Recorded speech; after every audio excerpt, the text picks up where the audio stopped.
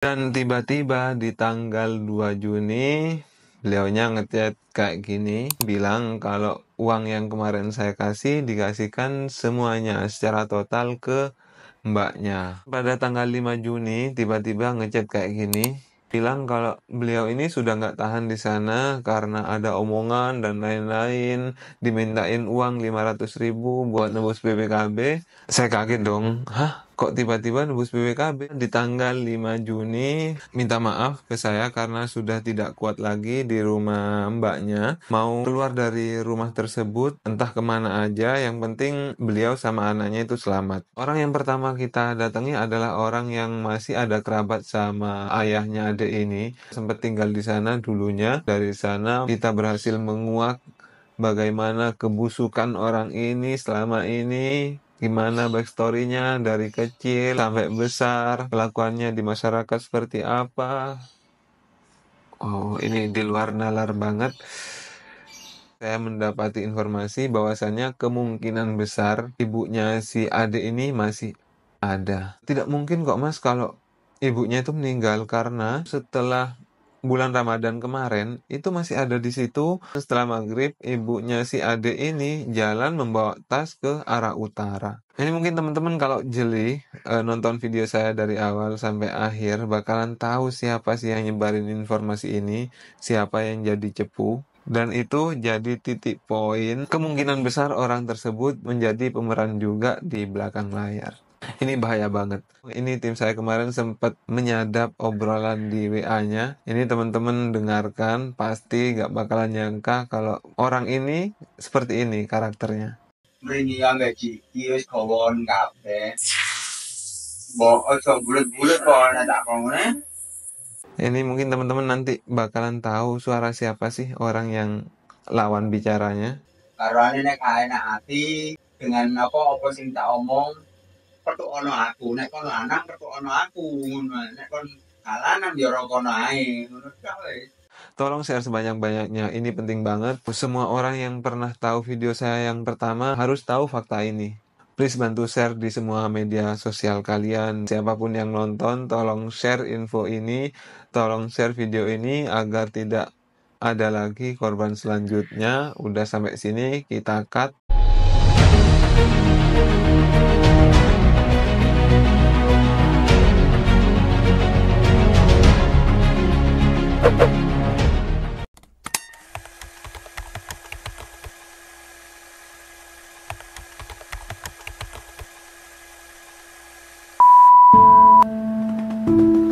Nah, baik teman-teman, Assalamualaikum warahmatullahi wabarakatuh.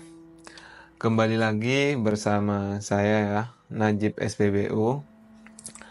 Ini pertama kali saya ngobrol di depan kamera. Meskipun di depan gak ada orang, sedikit nervous ya, karena gak pernah ngobrol seperti ini di depan kamera. Baik, kali ini saya mau menepatin janji saya kemarin di video ini.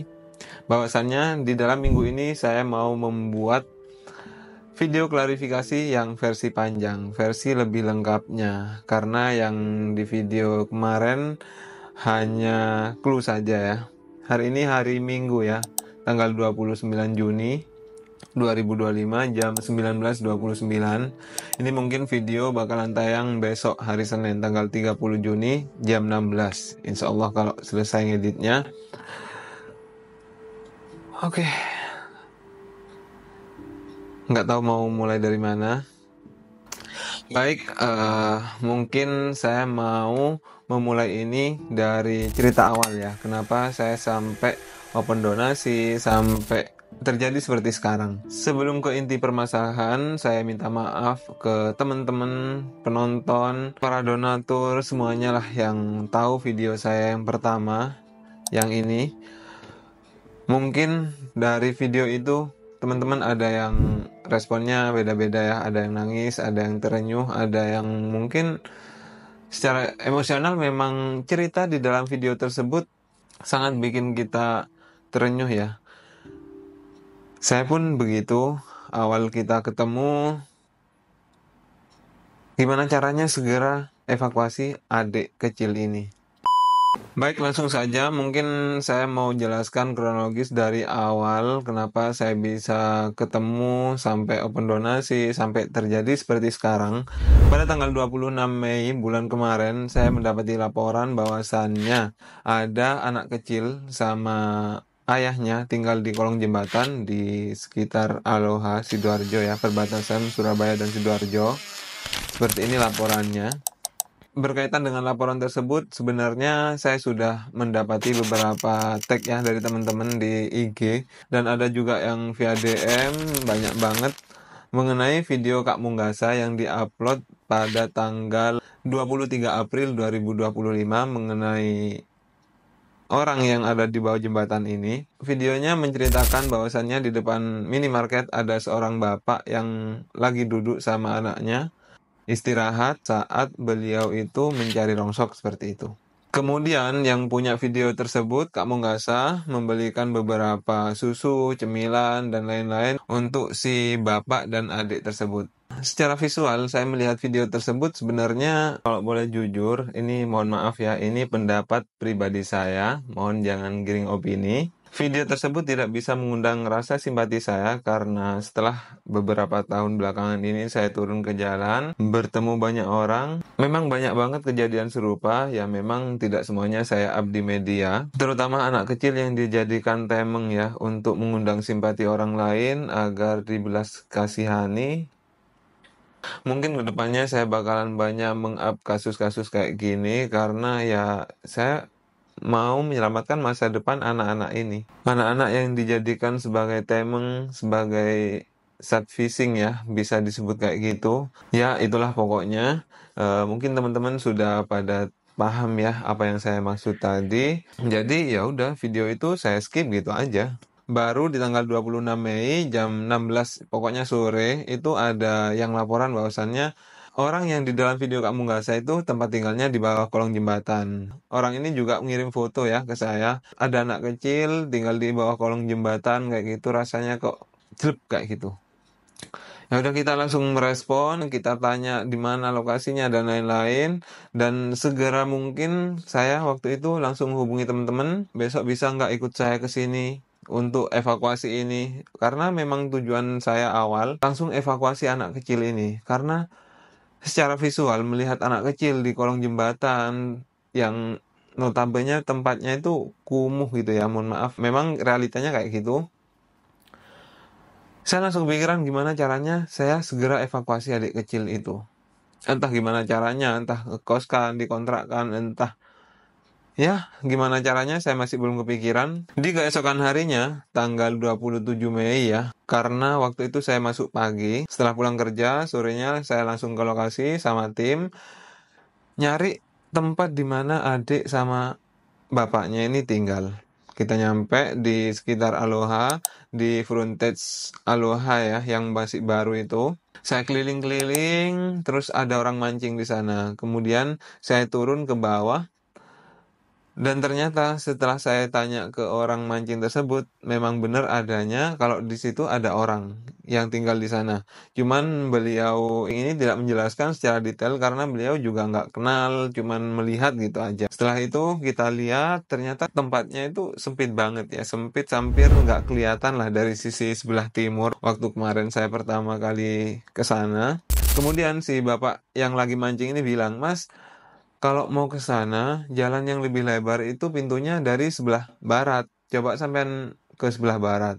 Di sana juga nggak bisa langsung turun dari sebelah barat. Nggak ada jalan menuju ke sana. Kita harus muter dulu ke Gedangan kurang lebih ya 3 kilometeran. Barulah kita muter. Setelah muter kita parkir di sana. Barulah kita nyebrang. Setelah nyebrang kita masuk ke bawah jembatan tersebut. Ternyata langsung saya melihat ada anak kecil sama seorang bapak di sana. Langsung saya berpikir, ya Allah, kok bisa di tempat yang sempit kayak gitu, yang menurut saya sangat tidak layak ada kehidupan, bahkan anak kecil.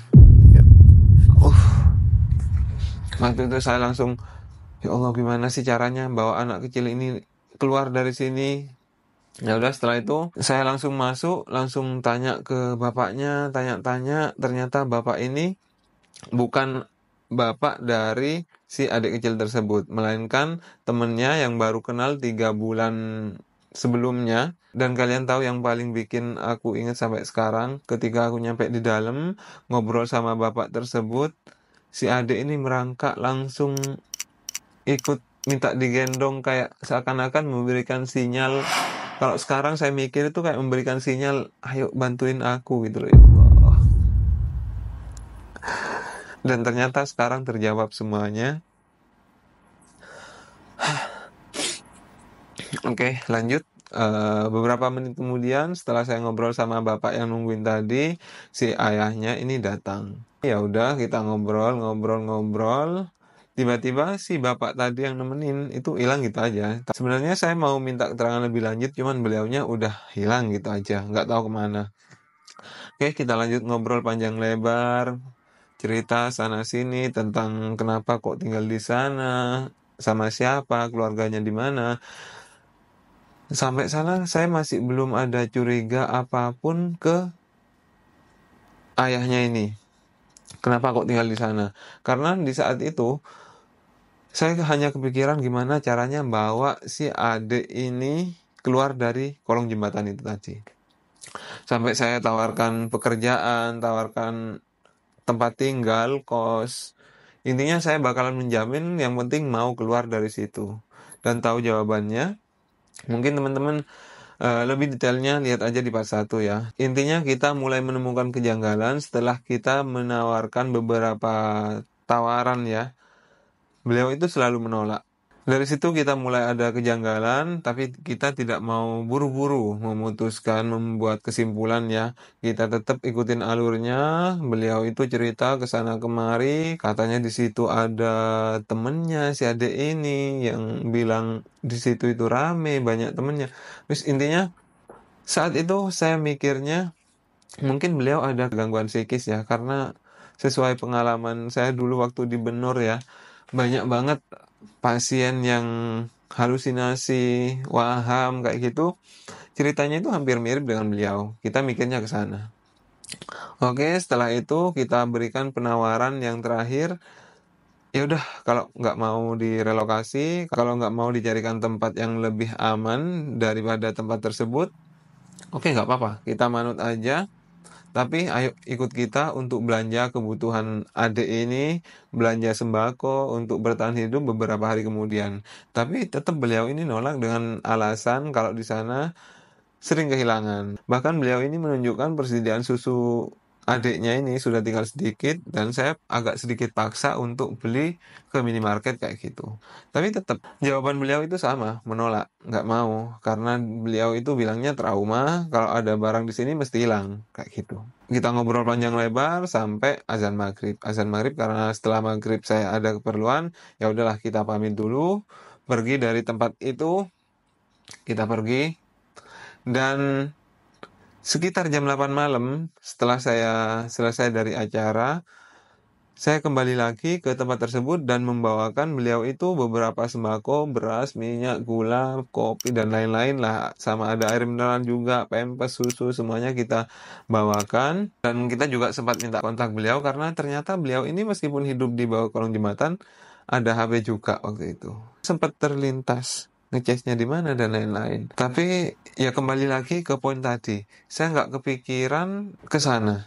Intinya kita itu fokus gimana caranya segera merelokasi adik itu dari tempat tersebut. Itu poin yang kita pikirkan saat itu. Setelah ngobrol lagi panjang lebar, sekitar jam 9 kita kembali. Kita keluar dari tempat itu karena kita sudah mulai ada kejanggalan nih. Akhirnya kita mencari beberapa orang ya, beberapa orang yang ada di lokasi, sekitar lokasi tersebut, dengan harapan kita bisa menemukan informasi tambahan mengenai bapak ini. Yang sebelumnya waktu kita sore, waktu kita baru nyampe itu ada orang tukang tempel ban di beberapa meter sebelum itu ya. Setelah sekitar jam 9 malam, beliau udah nggak ada, tutup. Terus di depan ada warung kopi juga, waktu itu udah mau tutup ibunya. Kita sempat tanya-tanya informasi aja tentang orang yang ada di bawah jembatan itu, gimana. Ya beliau hanya memberikan informasi tentang, iya mas, biasanya beli ke sini, sebatas itu aja, nggak sampai detail tanya kemana-kemana. Dan setelah itu kita pulang, barulah saya kepikiran untuk memposting feed yang saya posting ini. Kepikiran dengan harapan dengan saya posting feed ini, nanti ketika ada orang yang tahu informasi tentang orang yang di bawah jembatan ini bakalan memberikan komentar atau nge-DM saya seperti itu. Setelah saya posting sekitar jam 9 malam ya, saya masih di mobil waktu itu, masih perjalanan pulang, ternyata langsung boom. Banyak banget yang komentar, banyak banget yang bantu nge-share, dan banyak banget yang nge-DM juga, ayo mas segera open donasi, ayo kita kumpulkan dana, carikan tempat tinggal, carikan tempat yang lebih layak dari tempat itu. Dan setelah saya cek semalaman sampai jam 12 malam ngecek komentar, tidak ada satu komentar pun yang negatif tentang keberadaan si bapak tersebut. Bahkan ada beberapa yang komentar kayak beberapa bulan sebelumnya pernah ketemu di sini, saya belikan ini, saya ketemu di sana, saya belikan ini. Intinya nggak ada komentar yang negatif sedikit pun. Setelah itu saya nggak berhenti mencari informasi tambahan. Saya kembali lagi ke channelnya Kak Munggasa yang di video pertama yang diupload 23 April ya. Saya cek komentarnya, waktu itu komentarnya sekitar 1.700-an. Saya cek komentarnya satu persatu sampai bawah, bahkan sampai nggak ada yang nge-like satupun. Saya scroll semuanya, nggak ada komentar negatif sedikit pun.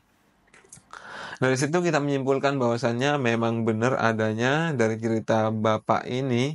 Ya udah, ayo kita pendonasi segera, kita relokasi nanti ke tempat yang lebih aman. Kita carikan pekerjaan, kita berikan modal, dan lain-lain. Tanggal 27 sudah, kita lanjut ke tanggal 28. Tanggal 28 saya masih masuk pagi kerja waktu itu. Sore kita kumpul. Karena di tanggal 29, di keesokan harinya kita bakalan ada bagi-bagi BBM gratis ya untuk ibu-ibu ojol. Kita kumpul sekaligus membahas masalah ini. Gimana sih enaknya kita pendonasi nanti mau dialokasikan dalam bentuk apa, cari tempat daerah mana. Kita itu sudah coba mencari beberapa tempat ya yang nantinya bakalan dijadikan tempat kos sementara untuk adik ini. Keputusan sudah bulat, saya lanjut ngedit waktu itu. Kita pun donasi, upload malam itu juga. Kita upload videonya sekitar jam 8 malam ya. Ternyata setelah video saya upload, boom, akun-akun besar banyak yang bantu share, banyak yang tanya alamatnya di mana, lokasinya di mana. Tapi saat itu kita tidak share lokasi ya, karena pikiran saya gini, ketika orang yang sudah terbiasa di tempat sepi dan tiba-tiba rame, takutnya terusik dan merasa nggak nyaman, nanti mempengaruhi mentalnya juga. Itu yang kita pikirkan waktu itu. Open donasi berjalan, dalam semalam sekitar jam 11 malam itu sudah terkumpul hampir 50 juta. Saya apresiasi buat teman-teman, terima kasih banyak. Namun kali ini salah orang. Ya udahlah, nggak apa-apa. Kita udah terlanjur sampai sini, tidak perlu mundur, kita ke depan cari solusi yang baik. Pagi subuh saya cek sudah 100 juta lebih. Dalam hitungan beberapa jam, belum 1 kali 24 jam sudah 100 juta lebih. Bahkan ini adalah rekor hasil donasi terbesar di channelku ya. Pagi jam 6.20-an, sekitar setengah 7, saya lagi mempersiapkan mau bagi-bagi BBM nih. Lagi bagi tugas sama teman-teman relawan juga. Ternyata tiba-tiba ada tim dari Ibu Mami, Wakil Bupati Sidoarjo, waktu itu Bang Teddy yang hubungi saya kayak gini. Bahwasannya mereka mau ke tempat itu, mau menawarkan untuk direlokasi ke tempat Bu Mami. Nah, saya alhamdulillah lah, meskipun donasi udah banyak, kalau memang nanti mau ditempatkan di tempat Bu Mami, nanti saya lebih enak nih mantaunya, kita support, kalau mau kerja apa nanti kita support dana juga. Di tempat Bu Mami juga pasti terjamin keamanannya juga, sama mungkin nanti kalau ayahnya kerja, anaknya bisa dititipkan ke tetangga yang di sana juga. Saya udah kepikiran, oh oke deh, pagi kita berangkat ke sana. Saya cepet-cepet berangkat, nemu beliaunya di lokasi tersebut. Ternyata timnya Bu Mami sudah di lokasi, kita ketemu di sana, kita ngobrol panjang lebar. Beliau sudah ngobrol juga sama bapaknya ini, dan ternyata sama, tim dari Bu Mami tidak menemukan solusi, tidak mau direlokasi seperti itu. Dan yang bikin aku penasaran, setelah saya cek, ternyata benar barang-barang yang tadi malam saya bawakan untuk bekal beberapa hari kemudian itu nggak ada jejaknya sama sekali. Padahal beras 5 kilogram yang besar lah. Ada Pampers, ada susu itu 2 box yang besar sama air mineral. Itu nggak ada jejak sama sekali, nggak ada di lokasi. Itu yang bikin tanda tanya besar buat saya. Apakah benar hilang atau gimana? Tapi ya tetap, saya nggak kepikiran ke hal yang negatif. Saya masih positive thinking waktu itu. Akhirnya saya ngobrol sama Bang Teddy, tanpa sepengetahuan orang ini, bahwasannya kalau saya pribadi itu nggak bisa mengevakuasi secara paksa. Tapi kalau dari tim Bu Mami mungkin punya tim lain yang bisa mengevakuasi secara paksa dengan beberapa pertimbangan, karena itu kan tempat umum seperti itu, boleh dikasih shock terapi lah sedikit untuk diberikan pengertian bahwasannya tempat ini nggak boleh ditempati. Ini tempat umum, nggak bisa ditempati secara mandiri. Intinya agak ada sedikit pressure dari timnya Bu Mami. Saya jelaskan seperti itu ke Bang Teddy waktu itu. Bahkan saya sempat ngajak si ayahnya ini untuk ikut ke acara saya. Untuk apa? Karena pikiran saya kan beliau ini jarang bersosialisasi nih sama orang luar. Harapannya ketika saya ajak ke sana, ke kegiatan saya, beliau itu merasa nyaman. Berinteraksi sama orang banyak itu kok enak, kok asik. Kegiatan-kegiatan sosial ini kok nyaman gitu. Harapannya nanti beliau bisa tertarik lah sama ajakan saya kayak gitu. Oke, setelah itu tetap kita nggak menemukan solusi. Saya pergi pamit ke timnya Bu Mami, kita bagi-bagi BBM sampai kurang lebih jam 11 siang. Jam 11 siang saya masih di POM ya. Selesai acara, saya mau ke Sidoarjo lagi. Melewati tempat tadi, waktu itu saya mau mancing karena ada undangan pancing dari salah satu teman saya. Sekitar jam 11 saya lewat sana. Ternyata di sana sudah ada 2 mobil, satu ambulans, satu apa ya waktu itu mobil. Pokoknya ada 2 mobil di sana dari tim JSC. Saya nggak berhenti waktu itu karena pikiran saya juga bakalan sama, nggak mungkin mau kayak gitu. Ya wes lah, saya tinggal dulu karena saya mengutamakan undangan saya kayak gitu. Kita pulang dari Sidoarjo sekitar jam 3 sore. Jam 3 sore kita lewat, ya udah nggak mampir lagi, nggak ada apa-apa di sana, sepi. Kita lewat, saya nyampe rumah, ternyata dapat kabar bahwasannya orang ini sudah dievakuasi sama JSC dan Satpol PP, sudah berada di Liponsos Sidoarjo. Saya minta teman saya yang di Sidoarjo untuk coba nih ngecek ke sana. Gimana sih, ada nggak di sana, beneran nggak informasi ini, valid nggak? Ternyata setelah teman saya nyampe sana, ternyata valid, dan saya minta teman saya untuk membelikan beberapa kebutuhannya seperti susu, Pampers, dan lain-lain. Setelah teman saya kembali lagi ke Liponsos bawa barang-barang tersebut, ternyata ada 2 orang perempuan yang datang yang ngaku sebagai family. Waktu itu masih ngaku sebagai family dari orang tersebut. Ya udahlah, saya minta tolong teman saya untuk wawancara beberapa informasi, tanyakan siapa sebenarnya beliau ini, dari mana, dan lain-lain. Informasi kita dapatkan. Ya udah, karena itu sudah malam ya, sekitar jam 8. Teman saya tak suruh pulang. Saya minta kontaknya teman-teman yang di Liponsos, dan kita pamit besok paginya kita mau datang ke Liponsos, karena memang waktu itu teman saya dapat info juga bahwasannya keesokan harinya mau dibawa pulang ke Jombang kayak gitu. Oke lah, nggak apa-apa dibawa ke Jombang, ini mungkin udah jalannya lebih baik. Nah, setelah informasi ini kita up, barulah datang komentar yang negatif dari teman-teman. Ya mungkin, ya terima kasih juga buat teman-teman atas sarannya ya, atas masukannya, bahwasannya jangan-jangan itu saudara yang nanti bakalan ikut campur urusan donasi. Tapi teman-teman juga ada benarnya, karena belajar dari pengalaman yang kasus Agus ya mungkin ya. Dari sana juga saya kepikiran, oh ini harus lebih hati-hati untuk melangkah ke depan nih. Tanggal 30 pagi saya sama tim datanglah ke Liponsos pagi hari sekitar jam setengah 8 ya, kita nyampe sana. Karena informasinya jam 9 sudah mau berangkat dari Liponsos menuju Jombang. Oke, kita ke sana membawakan beberapa kiriman Pampers, susu, dan lain-lain. Kita bawakan untuk beberapa minggu atau beberapa bulan kemudian. Sampai sana kita wawancara dari keluarga yang dari Jombang ini, karena beliau nggak bersedia untuk ditampilkan di media. Akhirnya kita wawancara ya seperti di videoku yang di part 2 ya. Hanya memperlihatkan saya saja. Ya nggak apa-apa, karena permintaan dari pihak keluarga. Saya hargai itu. Kita wawancara, gimana sih kok sampai terjadi kayak gini, kronologisnya seperti apa. Beliau ya cerita kayak gini, bahwasannya dulu di panti asuhan, tidak punya orang tua dan lain-lain. Oke lah, selesai. Kita nunggu dari pihak Liponsos waktu itu, yang pada akhirnya kita nggak bisa ikut berangkat karena ada kemunduran jadwal. Yang awalnya dijadwalkan jam 9 pagi, molor hingga jam 1 siang, belum ada kepastian. Karena katanya sih nunggu dari Kemensos yang ada perwakilan yang mau datang kayak gitu. Intinya sampai jam 1 siang nggak ada kepastian, ya udah kita tinggal aja, kita pulang dulu. Karena saya kerja masuk siang waktu itu, tapi ya nggak apa-apa. Kita sudah punya kontak keluarganya yang di Jombang.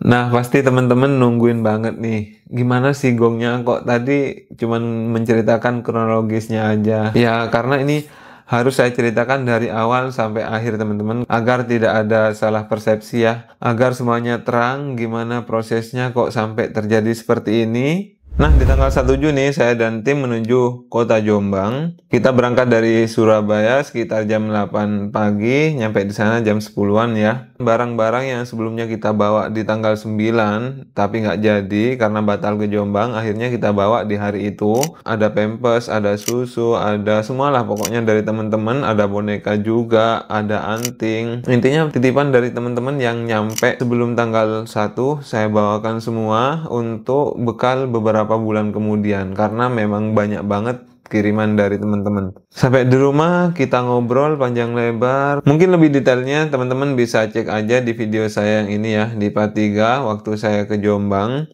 Intinya di sana kita menggali lagi informasi yang mungkin bisa kita sampaikan ke teman-teman semua. Gimana sih kronologisnya kok sampai terjadi seperti ini? Oh ya, mohon maaf, sekedar info buat teman-teman bahwasannya saya baru tahu kalau ini saudara kandungnya setelah saya di Jombang. Kita ngobrol panjang lebar, kurang lebih di sana 2 jaman ya. Kemudian barang-barang kita serahkan, saya kasih uang juga 2 juta waktu itu. Kemudian ada anting juga. Selain ayahnya ini, saya juga ngasih mbaknya sama anak-anaknya, karena ya kalau ketemu anak kecil ya biasalah ngasih berapa gitulah. Kemudian karena waktu dievakuasi pertama kali di tanggal 28 ya, karena emosi HP-nya dilempar, pecah, ya udahlah, akhirnya saya bawakan juga handphone agar komunikasi sama kita lancar. Di sana masih belum ada titik kecurigaan kita yang mengarah ke kasus yang sekarang ini. Sekitar jam 12 kita pamit pulang. Ya udah, kita pulang. Ini capek juga, nggak tahu ini nanti berapa menit ya. Intinya saya berusaha meruntutkan dari awal sampai terjadi seperti ini teman-teman. Mohon ditonton dari awal, jangan di skip ya, karena kalau salah informasi nanti blunder lagi, saya lagi yang kena. Nah, setelah saya sampai rumah sekitar jam 1 siang, ngechat lah ke saya. Assalamualaikum kayak gitu. Kemudian ngabarin kalau ternyata ada dari kementerian Kemenprov datang ke sana. Saya nggak tahu tujuannya apa. Saya menjawab, alhamdulillah ini rezeki ayah tersebut sama anaknya. Ya udahlah, saya support karena sebelumnya saya dapat info bahwasannya ayahnya ini mau diikutkan pelatihan karena kan riwayatnya punya skill otomotif. Jadi mau diikutkan pelatihan yang nantinya akan bekerja di Ahas lah, kurang lebih kayak gitu. Makanya saya bilang, dikasih pelatihan apapun ambil aja mas. Ini kesempatan buat sampean. Kapan lagi ada kesempatan kayak gini? Ngasih support lah kayak gitu. Dan tiba-tiba di tanggal 2 Juni beliaunya ngechat kayak gini, bilang kalau uang yang kemarin saya kasih dikasihkan semuanya secara total ke mbaknya. Wow, saya kaget dong, kenapa kok dikasihkan semuanya? Padahal ayahnya ini kan juga masih belum punya pekerjaan, belum punya penghasilan. Ya udah, saya kasih masukan, harusnya nggak dikasihkan semuanya, mungkin beberapa aja kalau memang nggak enak. Karena pikiran saya di sana merasa nggak enak karena masih numpang ke mbaknya kayak gitulah. Kemudian ayahnya ini bilang alasan kenapa uangnya dikasihkan ke mbaknya karena mendengarkan sindiran-sindiran atau omongan dari orang-orang sekitarnya. Wow, di sini saya semakin agak sedikit kebakaran jenggot ya. Posisi di sini masih berpihak sama ayahnya ini karena masih belum dapat informasi dari orang lain kayak gitu.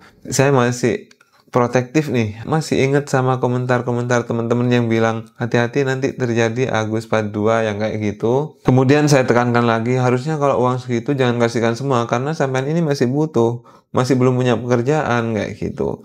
Terus tiba-tiba beliaunya menjawab, harta itu tidak bisa membuat dia sama anaknya husnul khotimah. Wow.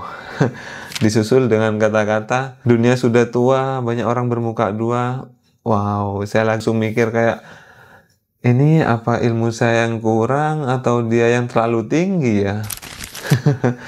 Allahu Akbar. Setelah itu ya udahlah, nggak tak jawab, mungkin ilmu saya yang kurang ya. Kemudian tanggal 3 ngechat lagi, ngasih tahu bahwasannya beliau ini dapat rumah dan sudah dalam proses pengerjaan. Ya udahlah, alhamdulillah saya kasih tahu ini mungkin rezeki sampean karena sudah merawat anaknya dengan baik. Saya kasih semangat juga buat ayahnya agar tetap istiqomah menjaga anaknya dengan baik. Kemudian saya masih ingat tanya handphone karena waktu saya ke sana kan kemarin pakai handphone mbaknya yang dari saya belum dibuka. Saya tanyakan lah gimana mas handphonenya. Tiba-tiba menjawab masalah handphone panjang ceritanya dan lain-lain. Intinya setiap kali saya tanya tentang barang-barang yang dari saya selalu dialihkan pembicaraan saya. Tidak pernah memberikan jawaban yang sesuai realnya. Tapi saya kejar terus, saya tanyakan terus, saya suruh cerita karena beliau ini kayak seakan-akan di sana itu tertekan gitu loh teman-teman. Ya udah saya kejar terus, ayo cerita yang sebenarnya terjadi seperti apa.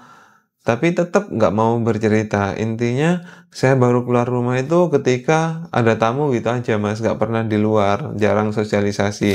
Ya udah saya arahkan, harusnya sampean itu pelan-pelan sosialisasi sama tetangga, komunikasi, kenalan, karena beliau itu kan bilangnya baru pertama kali tinggal di sana.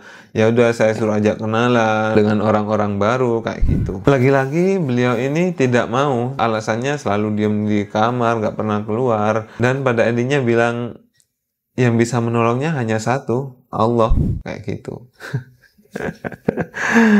Sampai di sini saya masih positive thinking. Mungkin ini salah satu ada gangguan mental ya karena prosesnya di jalan seperti apa. Ya udah saya pelan-pelan bujuk beliaunya, saya kasih pengertian bahwasannya kita itu ya benar satu-satunya yang bisa nolong kita itu Allah, tapi kan kita harus ikhtiar, kita harus berusaha. Setelah saya kasih masukan kayak gitu, ya udah chat saya nggak dijawab lagi. Ya udah karena mungkin beliaunya masih proses mikir dan lain-lain, saya tidak terlalu menghiraukan. Kemudian pada tanggal 5 Juni tiba-tiba ngechat kayak gini,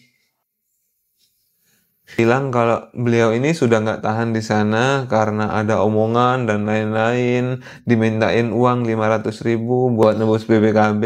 Saya kaget dong, hah kok tiba-tiba nebus BPKB sedangkan beliaunya kan baru nyampe di sana nih. Di sini saya semakin emosi kayak ya percaya sama beliaunya bahwasannya ya apa mungkin beliau ini diporotin sama keluarganya kayak gitu, yang ini sesuai sama yang teman-teman curigai ya. Ya udahlah akhirnya saya tanyakan, saya putar balik pertanyaannya, ternyata jawabannya tidak konsisten.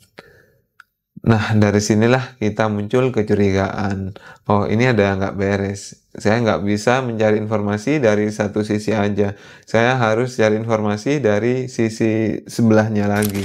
Saya bilang ke mas ini suruh hubungi saya langsung, orang yang minta uang itu siapa. Saya minta nomor mbaknya juga nggak dikasih. Alasannya kalau mbaknya sampai tahu beliau ini cerita ke saya, dia bakalan dimarahin kayak gitu teman-teman. Kemudian beliau juga bilang udah mau keluar, mau pindah tempat aja, mau cari kos sendiri. Ya udah karena beliau sudah bilang nggak tahan, ya udah saya tawarin kos dimanapun saya fasilitasi, saya carikan tempat sesuai keinginannya di mana. Intinya gimana caranya beliau ini biar gak stres. Tapi setiap kali saya kasih solusi selalu beliau itu kayak mengalihkan pembicaraan. Nah ini awal mula saya curiga ini pasti ada udang di balik batu nih. Beliau bilang ya udah mas, kalau mas Najib nggak bisa bantuin, mau cari solusi sendiri, mungkin situasi sudah tidak bisa dikendalikan seperti itu bilangnya. Beliau juga bilang nggak punya uang sama sekali buat beli rokok, buat beli jajan anaknya. Ya udah saya transfer 100.000 waktu itu. Kenapa saya kasih 100.000? ribu karena ya secara kebutuhan semuanya, makannya kan udah ikut mbaknya nih. Susu sudah ada, pampers sudah ada. Menurut logika saya, secara kebutuhan primer itu tidak kurang. Saya takut kalau dikasih uang lebih dari itu waktu itu, dengan alasan yang sama dikasihkan ke mbaknya lagi, nanti ya terjadi kayak gini lagi. Itu yang saya pikirkan waktu itu. Setelah tanggal 5, beliau tidak pernah ngechat lagi. Saya cari informasi lah dari pihak sebelah. Akhirnya kita mendapatkan kontak seseorang. Ini bukan mbaknya. Intinya orang terdekat yang ada di sana. Saya minta tolong ke orang ini untuk mencari bukti-bukti bahwasannya apa yang disampaikan ayahnya ini tidak benar. Dan tim saya juga sempat telepon sama orang yang tadi bantuin saya mencari informasi. Kan habis punya istri pertama kan dicerai itu soalnya gara-gara ada begal. Terus bilang katanya keluarganya nggak mau, kan nggak mau mas, jadi nggak bisa diatur anaknya. Kan kena diramut, lari ini tambah natang, piskat-piskat koncoan bu. Terus mendem-mendem bolo kok ngelatin si jenis ngarek nom. Dinsos juga kepingin petok, maksudnya dinsos mau kepetok sampean itu mau petok mas Najib itu mau nggak mau sembuh mas. Lo mas, makanya kepingin ketemu Mas Najib, soalnya apa? Mas Najib yang pertama memviralkan tanpa keterangan menyeluruh, kan langsung viral punya Mas Najib itu. Iya. Keterangan kan cuma kasihan nanti Yusuf di jembatan. Nggak tahu pertama kalinya seperti apa kan nggak tahu. Waktu jadi mau terus terang itu, aku berontak. Di rumah itu saya sudah didukung sama wes lu sendiri antara ngusik demi kebaikan. Di sini rumah juga disenggerangi mas apa presiden Reno bangun harus aku turun aku ngantuk ya Allah ambek miso ngapain ya Allah takut mas ambek anaknya kayak kan ya Allah saya nggak tolong mas kalau bisa ya dihubungkan sama Mas Najib biar bisa tahu giginya mamanya loh mas kasihan mas aku dari seorang ibu di pisah untuk anak ya opo. Berarti sampai yakin ya ibu ada di sini, maksudnya saya ngelihat. Masih, aku yakin ya masih ada. Nggak mau ke situ, nggak berani sama kekerasan mental sama nggak berani kembali. Hari ini saya masih kerasan ya, Pak. Ini pasti di luar dugaan teman-teman. Inilah awal mulanya terkuaknya kebusukan dari orang tersebut. Wow. Dari obrolan tersebut saya kaget banget kok bisa sampai terjadi kayak gini. Ya tentunya kecewa, makanya saya bilang ini adalah sutradara terbaik di tahun ini. Bisa merangkai segitu hebatnya cerita dari awal, melibatkan banyak orang, bahkan adik kecil yang kita duga awalnya ternyata benar adik itu dijadikan alat untuk mengundang simpati orang-orang demi kepentingan pribadinya. Allahu Akbar. Dari tanggal 5 sampai tanggal 9 ayah adik ini nggak ngechat lagi, tiba-tiba ngechat lagi di tanggal 10. Beliau itu ngechat minta uang 200.000, bilang mau ke Mojokerto, mau ke budenya karena sudah tidak kuat di sana. Sedangkan saya tanggal 10 sudah tahu fakta yang sebenarnya. Sampai telepon bolak-balik nggak saya angkat karena waktu itu saya perjalanan. Saya jawab seadanya, saya masih di jalan, nanti saya transfer. Intinya saya kasih harapan biar beliaunya ini tidak tambah emosi ya. Sedangkan kita siang itu sudah melakukan investigasi. Orang yang pertama kita datangi adalah orang yang masih ada kerabat sama ayahnya adik ini. Sempat tinggal di sana dulunya. Dari sana kita berhasil menguak bagaimana kebusukan orang ini selama ini, gimana backstory-nya dari kecil sampai besar, kelakuannya di masyarakat seperti apa.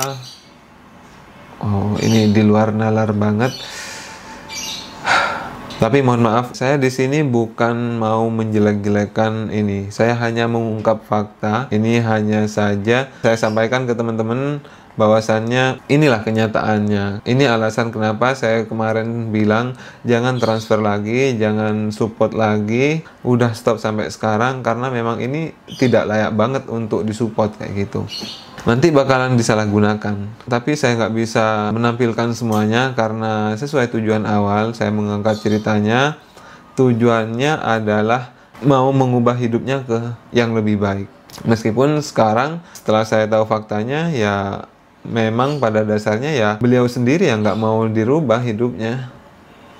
Pasti dari teman-teman masih banyak yang penasaran ya gimana ceritanya, tapi ya mohon maaf saya nggak bisa mengungkapkan ini, terkecuali nantinya ada pihak-pihak tertentu, mungkin dulu yang jadi korbannya, minta bukti, saya siap memberikan bukti. Dengan catatan untuk kepentingan penyidikan, bukan untuk kepentingan pribadi atau kepentingan media sosial, saya nggak mau. Tapi saya tekankan kepada teman-teman siapapun yang nonton, tolong share info ini, tolong share video ini agar tidak ada lagi korban selanjutnya. Udah sampai sini kita cut. Semisal nanti beliau hidup di lingkungan lagi, tolong hati-hati. Pada intinya orang ini sampai detik ini masih belum berubah. Kenapa saya bilang tidak berubah? Ya karena memang sampai saat ini masih berulah. Masih banyak teman-teman saya yang di DM masih menjual belas kasihan, bilang kemarin sempat ada yang di DM bilang katanya baru pulang ngamen karena Mas Najib udah gak ngasih uang lagi, gak ada uang untuk beli susu anaknya. Oh ini kalau dibilang benci ya sebenarnya benci sih, cuman ya mau gimana lagi. Baik, setelah dari kerabatnya yang di Sidoarjo, saya mendapati informasi bahwasannya kemungkinan besar ibunya si Ade ini masih ada. Dari situ kita tambah semangat untuk menggali informasi sebanyak mungkin. Setelah dari Sidoarjo, kita kembali lagi ke lokasi pertama kali kita ketemu, karena di sana ada ibu penjual warkop yang sebelumnya pernah ketemu. Mungkin dari sana ada informasi tambahan. Setelah sampai sana kita tanya, beliau bilang bahwasannya tidak mungkin kok Mas kalau ibunya itu meninggal, karena 2 bulan terakhir ini atau setelah bulan Ramadan kemarin itu masih ada di situ. Sore hari itu tengkar sama perempuan di sana. Kemudian setelah maghrib ibunya si Ade ini jalan membawa tas ke arah utara. Nah dari situ saya tambah penasaran lagi, mencari informasi tambahan. Yang saya tuju selanjutnya adalah orang yang pertama kita temui di bawah kolong jembatan itu. Kita ke rumahnya sekaligus silaturahmi ya, karena teman-teman banyak juga yang respect sama beliau, sudah nemenin adiknya waktu ditinggal ayahnya mandi. Akhirnya kita ke rumah beliau. Sampai di sana pernyataan-pernyataan dari beliau dan juga istrinya itu tidak make sense sama informasi awal yang beliau berikan kepada kita. Ini mungkin kesalahan ngomong aja, kita nganggapnya kayak gitu. Sekitar jam 8 malam kita pulang dari rumah bapak tersebut. Kemudian kita mencari informasi tambahan ke bapak tembel ban yang di sebelahnya. Kita menuju arah sana sekitar jam 8:30, nyampe di sana ternyata beliaunya udah tutup. Ya udahlah kita pulang. Dan di pertengahan perjalanan pulang tiba-tiba ayahnya Ade ini ngechat seperti ini. Nah, kaget dong, dari mana informasi ini kok bisa sampai. Meskipun saya nanggepinnya seakan-akan nggak tahu apa-apa tentang masalah ini. Ini mungkin teman-teman kalau jeli nonton video saya dari awal sampai akhir bakalan tahu siapa sih yang nyebarin informasi ini, siapa yang jadi cepu. Dan itu jadi titik poin kemungkinan besar orang tersebut menjadi pemeran juga di belakang layar. Ini bahaya banget. Ya udah kita pulang, kita diskusi sama tim, kita cari informasi tambahan melalui apa. Karena waktu itu tanggal 10 Juni bener-bener kita masih keep informasi ini, tidak mau menyebarkan informasi ini karena kalau disebarkan terlalu cepat ya bakalan jadi bumerang buat kita, karena kita masih ada harapan bahwasannya ibunya si Ade ini masih ada. Itu yang kita pikirkan saat itu. Setelah kita mengetahui kebenarannya seperti ini, kita mengetahui semuanya dengan bukti-bukti yang ada, apakah kita berhenti di situ? Tentu tidak. Saya mencari informasi tambahan dari berbagai narasumber, dari berbagai orang yang pernah berinteraksi dengan beliaunya. Apakah ini informasinya valid? Ternyata setelah saya simpulkan, ya memang valid. Dan juga sekarang sudah mulai banyak komentar-komentar nih dari kerabatnya, dari tetangga-tetangga yang sebelumnya pernah berinteraksi. Mungkin di sini juga teman-teman nanti ada salah satu penonton yang pernah berinteraksi atau salah satu korbannya.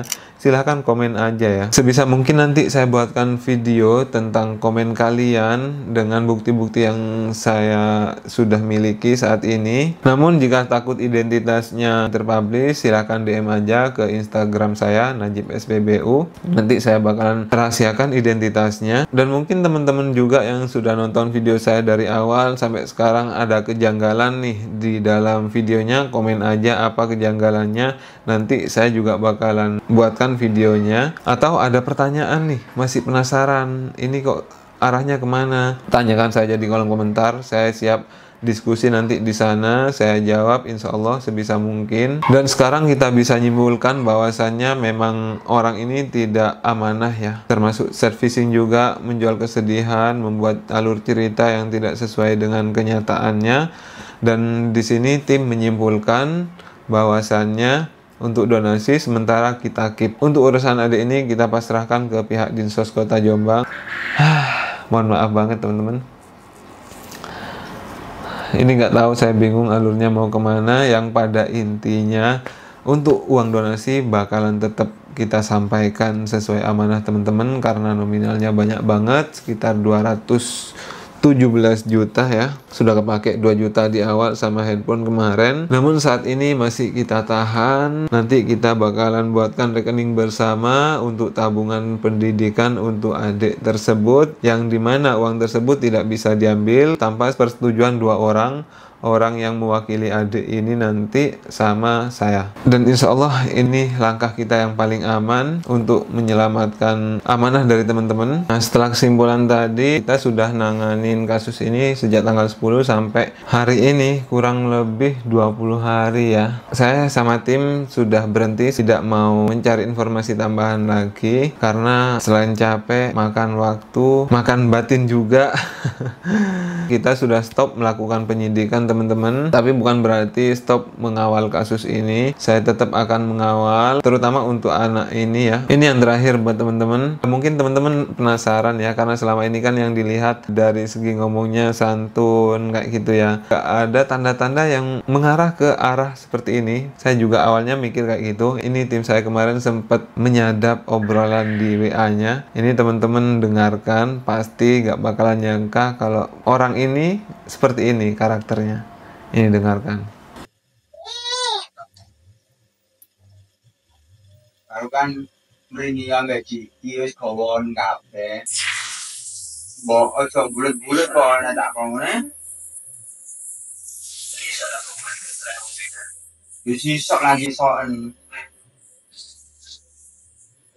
Nang kono iku akeh to ya. Nang kono iku akeh sing gelem iku akeh wong aku barang kok akeh. Nang kene iku sangel. Ane bagus tak waca lokasi nang kene iki tak waca iki. Angel nang kene iku.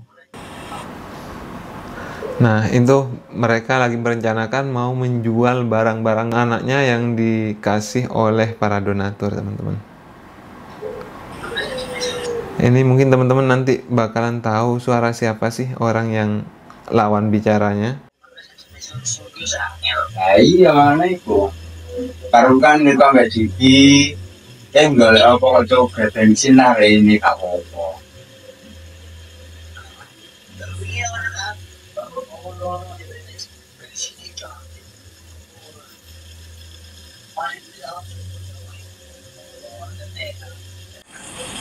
Ini suaranya nggak jelas karena mungkin waktu nyadap sinyalnya putus-putus ya. Guys, tuh kerasakno iki sumpok aku kan. Yo iya.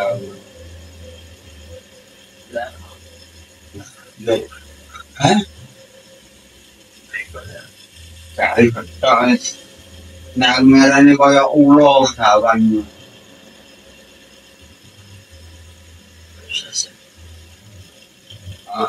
Kadang aku yo sabar, kadang aku yo kadang awe kan dhewe aku wong kaya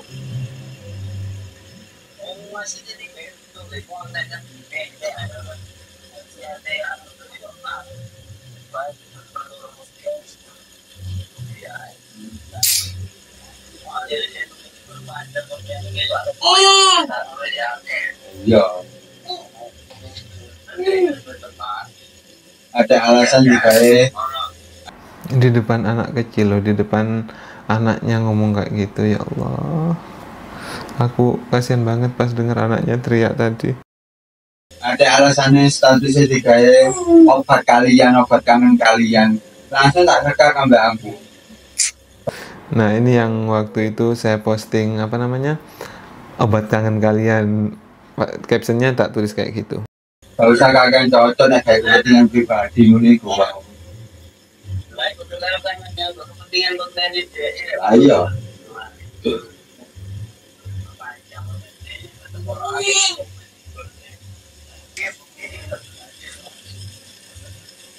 Carane iku.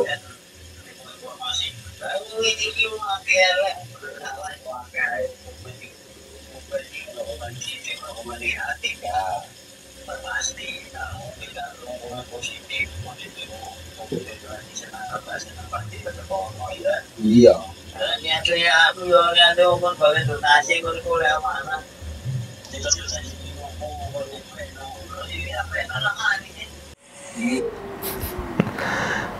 Jadi lawan bicaranya itu bilang, kalau semisal tujuannya cuman mau membantu, ya udah setelah donasi terkumpul tinggal kasihkan gitu aja kan udah selesai toh.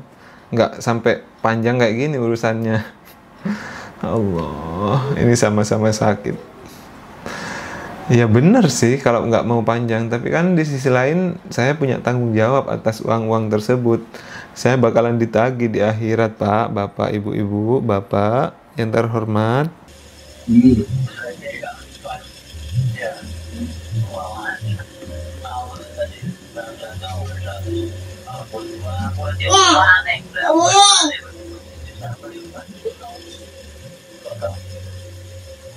Cuma cerita sih mah tak bel. Nomor 5 cerita tak bel karo ku tak takoni lapo dolek aku iku lapo tak omong ngono. Karone nek enak ati dengan apa sing tak omong petuk ono aku, nek kon lanang petuk ono aku ngono. Nek kon kalanan ya ora kono ae ngono tok wis. Aku gak kesuwen wong ya aku wong gak tau akeh ngomong. Kon iso ya iso, gak yo gak ngono ta, gak usah dituwakno ulo ngono iku. Gak seneng aku wong ngono.